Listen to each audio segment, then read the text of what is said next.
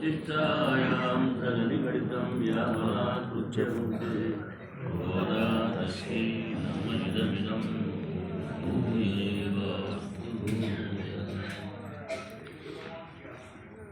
నిన్నటి రోజుని మనం చాలా దివ్యంగా జరుపుకున్నాం కూడారై పాసురాన్ని. అయితే మళ్ళీ ఇవాళ కథ మొదలుకు వచ్చింది. మీరు అన్నీ అడిగారు, బాగానే ఉంది. ఉపకరణాలు అడిగారు, నా యొక్క పరివారాన్ని అంతా అడిగారు, మా ఆవిడ కూడా అడిగారు. సరే, కానీ ముఖ్యంగా కొద్దిగా పరిశీలన చేయాలి. అంటే మీరు నేను ఇచ్చే పరయన సాధనానికి లేదా మీరు అడిగిన దానికి మీకు యోగ్యత ఉందా లేదా? అదేంటి స్వామి, ఎంతవరకు ఇస్తాన్నారు కదా అంటే ఇస్తాను అనుకోండి, కానీ రేపొద్దున్న ఎవరన్నా నన్ను పాయింట్అవుట్ చేస్తే మిమ్మల్ని పాయింట్అవుట్ చేసేవారు ఎవరున్నారండి? సర్వజగత్ కారణుడు కదా మీరు అన్నారు. అయినా సరే ఏమో నేను తప్పు చేస్తున్నానేమో అనుకోవచ్చు కదా అందరం. అందుకని అడుగుతున్నాడు. ఇంకా మీకు ఏమన్నా సర్టిఫికెట్లు ఏమన్నా ఉన్నాయా? కర్మ భక్తి జ్ఞాన యోగాల్లో ఏమన్నా మీరు ఆరితేరి ఉన్నారా? అవి మాకు తెలియదు చెప్తున్నారు. கறவைகள் பின் சென்னும் காணம் சேருந்துண்டோ அறிவொன்னும் இல்லாத ஆய்குலத்து உந்தன்மை பிறவி பெருந்தனை புண்ணியம் யாவுடையோம் குறைவன்னும் இல்லாத கோவிந்தா உந்தன்னோடரவேளுர நமக்கிங்குறிக்க முடியாது அறியாத பிள்ளைகளும் நம்பினார் உந்தன்மை சிறுபேர் அரைத்தனவும் சீரியருளாது இறைவா நீ தாராய் பரன் ஏதோ செம்பாவா కరవేలు పింఛన్ను కానం చేరుందో పశువుల వెంట పొద్దున్న లేస్తే బయలుదేరి వెళ్తాం. అవి ఎక్కడికి వెళ్తే అక్కడికి వెళ్తాం. మాకు పొద్దున్నే నియమానిష్టాలు ఏమీ లేవు. ఎక్కడ అవి మేతగా ఉపక్రమిస్తే మేము కూడా అక్కడే మేము తెచ్చుకున్న చెద్ది మూటలు అవి ఆరగిస్తాం. స్థానం పానం ఏముండదు మాకు. ఇంకా కర్మ భక్తి జ్ఞానయోగాలు ఎక్కడ ఉంటాయి మాకు? అంటే నాకు తెలుసారా, నేను కూడా తిరిగాను కదా అని ఈయనకి వ్యక్తికి వచ్చింది ఒకటి. ఈయన కూడా ఆ చల్ది మూటలు అవి పట్టుకుని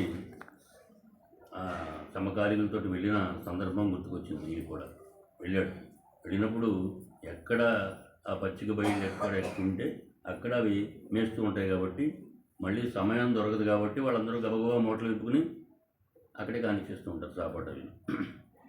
అయితే అక్కడ నిజంగా చెప్పాలంటే ఎంగిలి అనేది అక్కడ పూర్తిగా అక్కడి నుంచే మనకి అంటుకుందని చెప్పాలి. ఎందుకంటే ఇక్కడ ముద్దబ్బాయి ఒకడు ఉండేవాడు, ఆయన ఫ్రెండ్. ఆయన ఏంటంటే పాపం ఆయన ఏం తెచ్చుకునేవాడు కాదు. మిగిలిన వాళ్ళందరూ కూడా ఏవో కొత్త గొప్ప తెచ్చుకునేవారు. వీళ్ళందరూ కలిసి ఆయన పెడుతూ ఉండేవారు. ఈయన కూడా అది బాగుందని చెప్పి వాళ్ళ ఎంగిలి వీళ్ళ ఎంగిలి వాడు. పరమాత్మ అంత సౌలభ్యంగా ఉండడానికి కారణం ఆయనకు వైకుంఠంలో విరక్తి చెంది ఇక్కడికి వచ్చి ఇలాంటి సహవాసం చేయాలని, ఇంత సౌలభ్యంగా ఉండాలని ఆయన కింద దిగాడు. ఇప్పుడు అనుకుంటున్నాడు ఆయన నిజమే, వాళ్ళందరూ చెప్పింది నిజమే. ఎంగిలి అంటూ సొంటి ఏం లేకుండా వాళ్ళందరితో నేను కూడా ఆర్గించేవాడిని. నేను తెచ్చుకున్నది వాళ్ళకి పెట్టేవాడిని, వాళ్ళు తింటున్నది నోట్లో లాక్కుని నేను తినేవాడిని. అది కరెక్టే. సరే, మీరు చెప్తున్నారు బాగానే ఉందమ్మా, మరి ఏదో ఒకటి సర్టిఫికేట్ ఉండాలి కదా మీకు నేను ఇవ్వాలంటే అంటే చెప్తున్నారు. మా కులంలో పుట్టడమే గొప్ప. నువ్వు ఆ కులత్తు అంటే గోపకులంలో పుట్టడమే గొప్ప మాకు. నువ్వు పుట్టావు అంటే మాకు వేరే సర్టిఫికేట్ ఎందుకండి? ఎందుకంటే మాలో పుట్టావు అంటే మేము నిజంగా ఎందుకు ఏమీ తెలియని వాళ్ళం అని చెప్తున్నాం. అంతకన్నా పుణ్యమైనది ఏమన్నా ఉంది అంటే ఏదీ లేదు. మా కులంలో పుట్టడమే పుణ్యం. విరుందనై పుణ్యం యామయం కురై ఒన్ను మిల్లాద. నాకు ఏమాత్రం ఏ ఒక్క జ్ఞానం లేదు. ఏ జ్ఞానం లేకపోవడం కాదు, ఏ ఒక్క జ్ఞానం కూడా లేదు మాకు అని చెప్తున్నారు. ముందన్నోడు ఉరవేల్ నమక్కింగొడిక్క ఒడియాలి. ఆయన అంటున్నాడు నిజమే, ఏదో ఒక సంబంధం ఉండాలి కదా. నమక్కింగొడిక్క ఒడియాలి. మా సంబంధం నీకు మాకు ఉన్న సంబంధం ఏదో తెంపితే తెగిపోయేది కాదయ్యా, ఏదో మామూలుగా చెప్పేస్తే అయిపోతుంది. శరీర సంబంధం అసలు కాదు.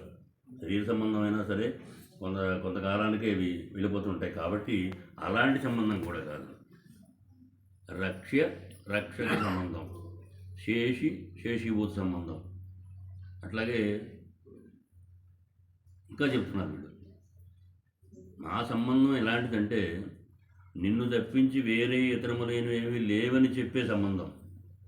అంటే నువ్వు అనుకోవచ్చు, నన్ను తప్పించి వేరే పక్కకి వెళ్ళిన తర్వాత ఇంకొక ఏమైనా కొలుస్తున్నారేమో, ఇంకొక ఏమైనా ఆశ్రయిస్తున్నారేమో అనుకుంటావేమో, అది గొప్ప సంబంధం. అంటే అర్థక పంచక జ్ఞానం. ఇక్కడ స్వస్వరూపం తెలియాలి, భగవంతుని యొక్క పరమాత్మ స్వరూపం తెలియాలి, దానికి ఉపాయం తెలియాలి, ఉపాయానికి ప్రాప్త్యం తెలియాలి, ఆ ప్రాప్త్యానికి విరోధాలు ఏమైనా ఉంటే తెలియాలి. అసలు ఆ విరోధాలు మాకేం లేవయ్యా, నేను తప్పించి వేరే ఏది లేదు, ఉపాయం నువ్వే, ఉపేయం నువ్వే అంటున్నారు. సరే బాగానే ఉంది. మరి మీరు అన్నారు కదా నారాయణ కేశవ, మొదట్లో నారాయణనే నమక్కే క్షీరాబ్దిశైన ఏమో పిలిచారు కదా, పిలిస్తే మనల్ని దూరం చేసుకున్నట్టే కదా మీరు. మరి ఇప్పుడు గుర్తొచ్చిందా? మాకు మీకు సంబంధం ఉందంటున్నారు కదా, గోవిందా అని ఇప్పుడు పిలుస్తున్నారు కదా, 3 పాసలలో మనకి గోవిందా గోవిందా అని వచ్చింది కదా. మరి ఇప్పుడు గుర్తొచ్చానా మీకు నేను? మరి మొదట్లో ఏమో నారాయణ అన్నారు, క్షీరాబ్దిశైన అన్నారు, ఇంకోటి ఏదో అన్నారు, పద్మనాభన్ అన్నారు, ఇంకోటి ఏదో అన్నారు కదా. మరి దానికి ఆ పిలుపులకి నాకు అసలు కెట్టదు, అందుకే కిందకు వచ్చాను నేను. మీరేమో అవన్నీ పిలుస్తున్నారు అంటే నిజమేనయ్యా, నువ్వు కొండ ఎత్తావు కదా, ఎత్తినప్పుడు మమ్మల్ని పిలిచావు కదా. ఏమని పిలిచావు? నేను గంధర్వుని కాదు, రాక్షసుని కాదు, మీలో వాడిని, మీ మేనత్త కొడుకుని అని చెప్పావు కదా అప్పుడు. మరి అందుకోసం మేము కూడా అలా అన్నాం. ఏదో పొరపాటున అని ఉంటాం, నారాయణ అని కానీ, క్షీరాబ్ది సైన అని కానీ, పద్మనాభ అని కానీ పొరపాటుని అని ఉంటాం, క్షమించవలసిన దానికి అని చెప్తున్నారు. అంటే ఈయనకి అంత ఇదనమాట. అంటే ఇంకా ఏంటి సంబంధం మీకు మాకు అంటే, చీకటికి వెలుగుకున్న సంబంధం అయ్యా. మేము లేకపోతే నువ్వు లేవయ్యా. ఎలాగా? చీకటి తాలూకా గొప్పతనం, వెలుగు తాలూకు గొప్పతనం తెలియాలంటే చీకటి ఉంటేనే కదండి. మేము చిన్న గీత అనుకో, నువ్వు పెద్ద గీత అనుకో, ఆ గీత ఒకటే ఉంటే ఏం తెలుస్తుంది? చిన్న గీత కూడా ఉంటే పెద్ద గీత విలువ తెలుస్తుంది కదా అని చెప్తున్నారు. ఇన్ని రకాల సంబంధాలు చెప్తున్నారు. చెప్తుంటే ఆయన అన్నారు, సరే బాగానే ఉంది అంతా చెప్తున్నారు కానీ ఇంకా నాకేదో కొంచెం అనుమానంగా ఉంది, ఏం చేయాలి మరి, ఇంకా ఏం చెప్పాలి అంటే చెప్తున్నారు. నువ్వు ఇచ్చే పరై ఏదో ఉంది అంటున్నావు కదా, ఆ పరై మా కోసం కాదయా, మేమేదో ఇక్కడ పెట్టుకుని వెళ్ళిపోతాం అని మా కోసం ఏం కాదు. ఇక్కడ లోకంలో ఉండేటువంటి మిగిలిన జనాలు ఎవరైతే నిన్న అన్నారు కదా, కూడారై అంటే కూడనటువంటి వాడు, నీతో కూడనటువంటి వాళ్ళు ఎవరైనా సరే నువ్వు దగ్గరికి చేర్చుకునే స్వభావం కలిగిన వాడు కదా. మేము కూడి ఉన్నవాళ్ళం కదా, మేము కూడా మాకేం ఇబ్బంది లేదు. ఎవరైతే కూడకుండా ఉంటారో, నేను తలవకుండా ఉంటారో, నేను శత్రువులు ఉంటారో వాళ్ళ గురించి మేము చేస్తున్నాం అయ్యా ఈ వ్రతం అంతాను, అందుకని చేయవలసి మాకు ఇవ్వాల్సింది అని ఆ విధంగా ప్రాధేయపడుతున్నారు. మరి ఇంకా ఏం చేస్తారో చూద్దాం రేపు. మనం జై శ్రీమన్నారాయణ.